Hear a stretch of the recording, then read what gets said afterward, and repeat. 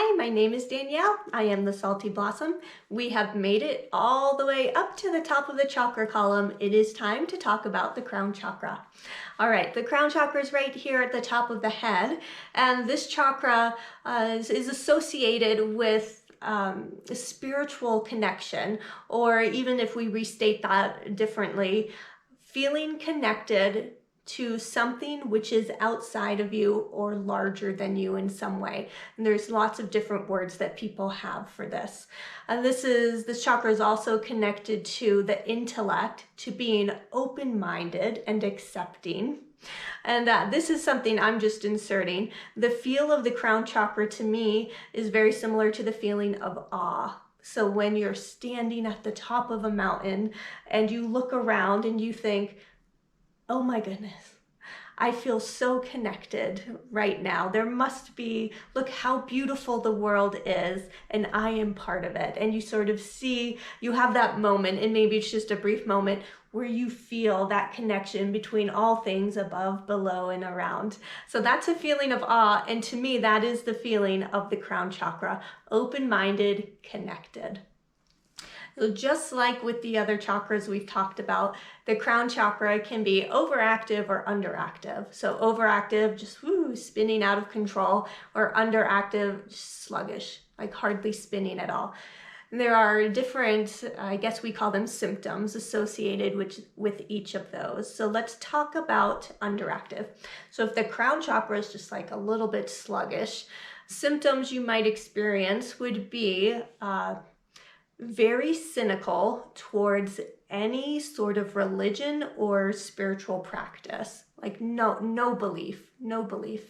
And as a result, people with a sluggish crown chakra tend to have very rigid belief systems, and they're controlling. They have this need to control others because they need other people to have the same beliefs that they do. And having a sluggish crown chakra also leads to materialism and greed, because if we just think about this for a moment, they are trying to collect. They're trying to fill the need that we all have for this higher connection, and they're unable to do it, so they're trying to fill it in other ways. Okay, so that's if it's underactive. Let's talk about when it's just spinning out of control.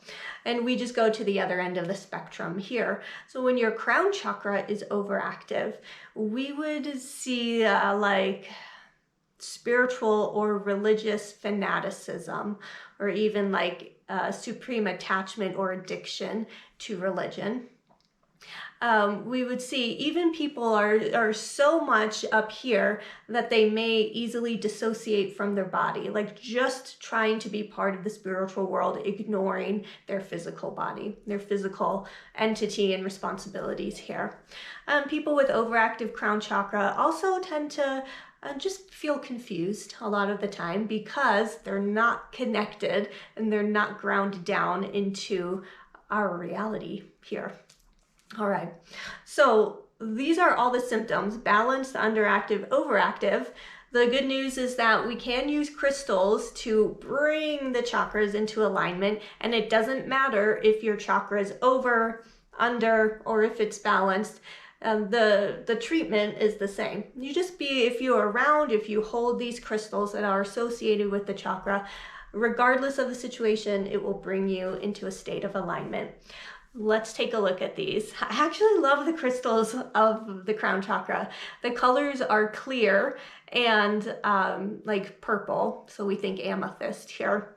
So I'm going to show you some examples. The obvious crystal is quartz, but when you just say quartz, you've now opened the door to the zillion varieties of quartz. I'll show you a few of them. I'm not showing you all that I have because that would make this video too long.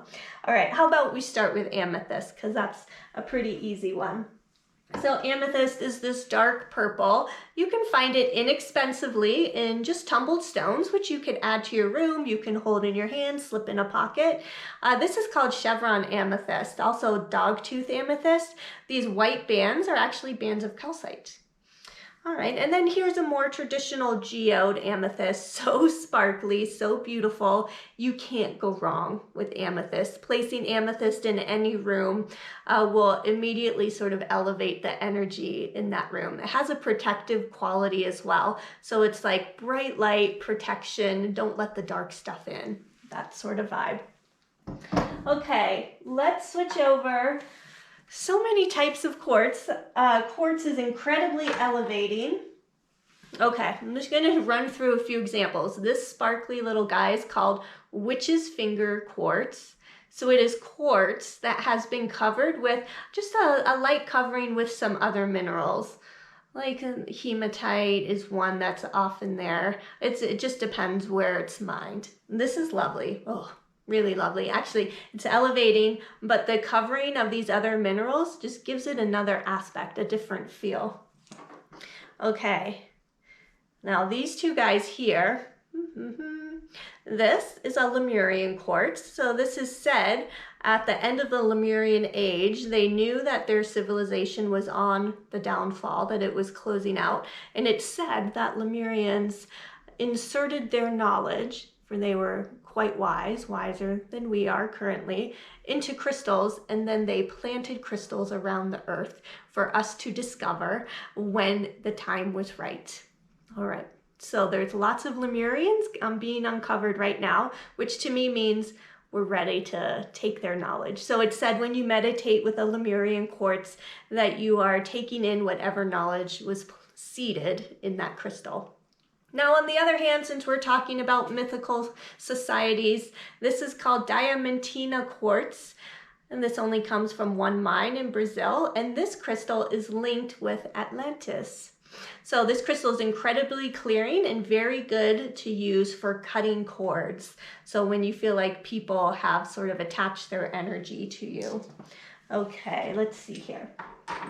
And here's a few more examples of quartz. And this is called, well, it has a few names, Cathedral Quartz, Candlestick Quartz. These are lovely, and these are actually said to hold ancient knowledge as well. So anyone interested in Akashic records or past lives, like this is the one for you. But even if not, they're so beautiful just to stick on a desk, on a shelf. And when you hold it, or if you were to meditate with it, yeah, feels good. 2 thumbs up. I highly, highly recommend. All right, and here's just a really cool formation just to show you that there's so much variety in the quartz you can purchase. So this quartz, I don't know if you can see, it looks bumpy. There's tons of individual little crystal points on here. Beautiful. Okay, one more quartz. Oh, I love this guy. So this is a candle holder. So this is another beautiful way. I've also used these crystal candle holders as little planters for succulents or air plants. So this is a lovely way to incorporate quartz into your house. And one more that I want to show you that's not quartz. This is zeolite. So zeolites are composed of lots of different crystals. This clear part here is called apophyllite. So apophyllite is incredibly expansive to the crown chakra. It's also beautiful. It's said to increase the dream life. So if you're wanting to connect with your dreams, high vibe, incredibly high vibe, but also intensely peaceful. So a lovely combination. And this is a nice piece as well. You can see the peach areas, which are incredibly soothing and peaceful. So wonderful combination. Guys, I don't know. I'm in love with all of my crystals. And I don't even know what to say about that, but I do. I just, I love them. Okay, so that's the crown chakra. Reach out with any questions. So many options for crown chakras. My dog's very excited about that. So head over to the website, reach out with questions. Any way I can help you, you let me know.